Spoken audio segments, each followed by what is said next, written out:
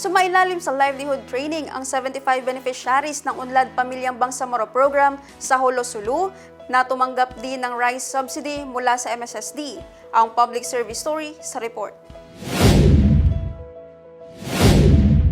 Isinagawa ng MSSD ang Basic Business Management and Skills Training mula April 25 hanggang 26, 2026 sa MSSD Sulu Operating Office. Sa 2 araw na pagsasanay, natutunan ng mga kalahok ang vegetable at crop gardening upang mapataas ang ani para sa konsumo at kita at pamamahala ng sari-sari store.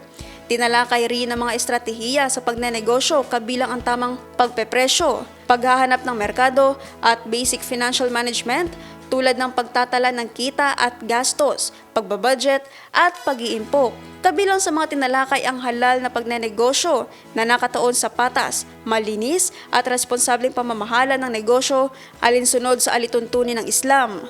Aktibong nakibahagi ang mga kalahok upang mapalalim ang kanilang pag-unawa at kakayahan sa kabuhayan.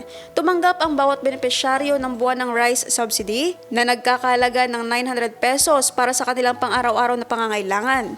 Patuloy na isinusulong na MSSD ang mga programang pangkabuhayan upang palakasin ang kakayahan ng mga pamilyang Bangsamoro sa pamamagitan ng kaalaman, tulong pinansyal at suporta para sa mas matatag at napapanatiling kabuhayan.